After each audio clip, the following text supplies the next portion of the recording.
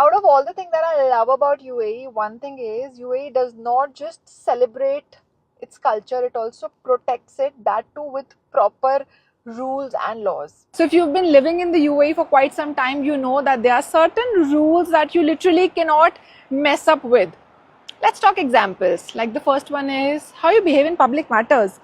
Like loud arguments, abusive language, rude gestures are just not allowed. It can lead to fines, jails, even deportation. Second is about PDA, public display of affection. It is limited in the UAE.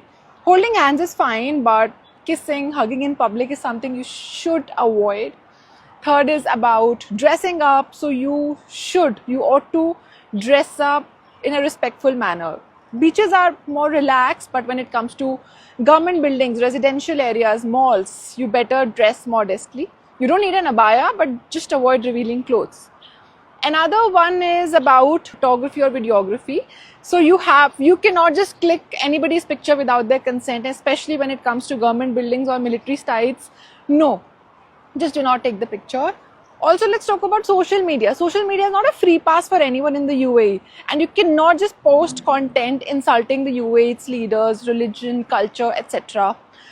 So what I'm trying to say is that UAE protects its society and culture not just offline but also online.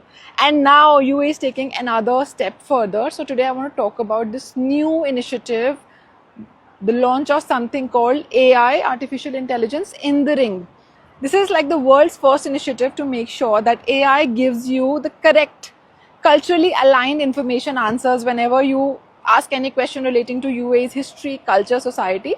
Because culture is not something that you keep in the museum. It is something that you need to pass on correctly to the future generations. So I want to know from you, what do you think is that one thing about the UAE's culture that you love the most? It could be food, coexistence, hospitality. Let me know in the comment section. Thank you.